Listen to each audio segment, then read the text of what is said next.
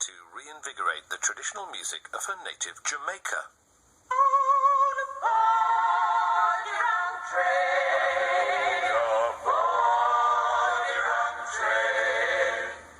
As children, we were not allowed to sing the music. Most of us can remember being punished for singing Jamaican songs.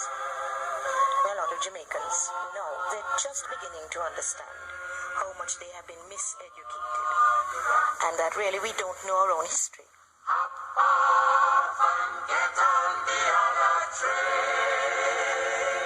Lewin studied music and ethnomusicology in the UK. She was a Fellow of Trinity College London and an Associate of the Royal Academy of Music and the Royal School of Music. After Jamaican independence, Government Minister Edward Seaga was determined to reacquaint the Jamaican people with their own folk traditions and culture. He sought Olive's help. When I took over the ministry in 1962, I found folk music in a condition where it was not being played much at all anywhere. It was fading away. And I set up this program to revitalize it. And Olive was a very important part of that. I asked her if she would go into the field and collect all the folk music that we have not yet collected, which was an enormous amount. And she did this. I collected about 1,400 songs. She was a cultural being, and she wanted people to know their music and to that extent learn about themselves. What I try to tell them is this: the people who came here as our rulers, they really felt that their culture was the best, and you must not blame anybody for that. That's how you're supposed to feel. And the fact that it was imposed on us was from this feeling. It's for us to build up our confidence and our understanding of our culture. And then nobody can shake our self-respect, which is what really matters. Theatre director Pat Comper knew Olive and admired her work. She founded something called the Jamaican Folk Singers, which were one of the three sort of cornerstones of our identity. One was the National Dance Theatre Company. We had a huge national theatre, but this was the Jamaican Folk Singers, and they were hugely, hugely popular, and she was a very strict choir mistress.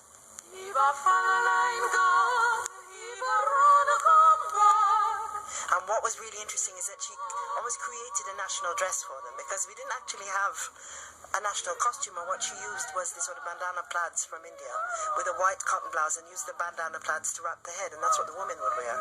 And the men would wear dark trousers, white shirts, with the bandana plaid around the middle, and so they looked very, very smart. When you say she was a strict choir mistress, how did that strictness manifest itself? I think one of them is that she had perfect pitch, so you couldn't get away with anything.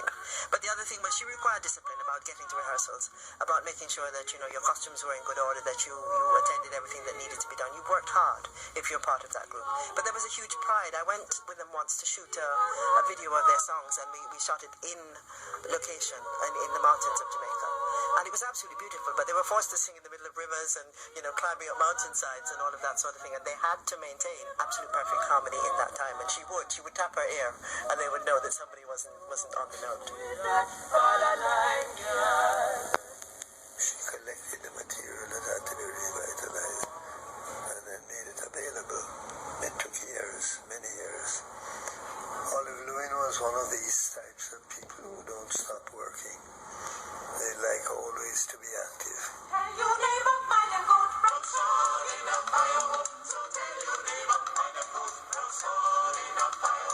Often these kind of work songs, these kind of songs of the people, can be quite sexy, they can be quite down to earth. Yes. Did she clean the lyrics up at all, clean the material up for more middle-class consumption?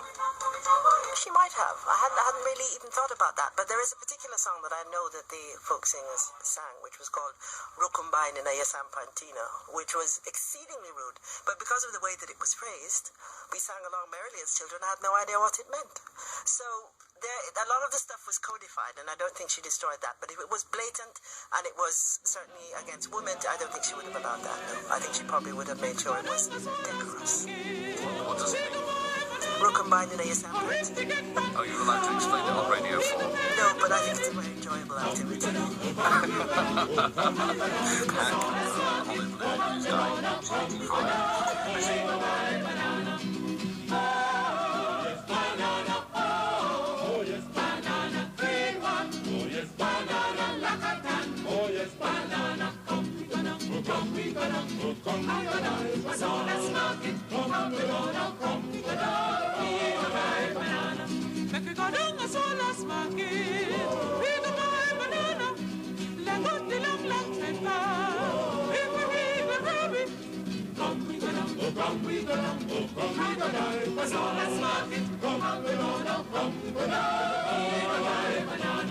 When me go down a jigger food market and me holler banana, one jigger food girl come grab me, box me through Katie pan him. Come we go down, oh come we go down, oh come we go down, it's all let's mark it. Come we go down, come we go down, banana.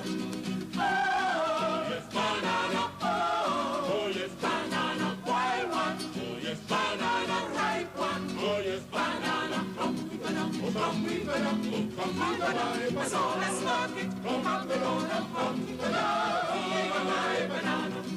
Come we go down, come we go down, come we go down.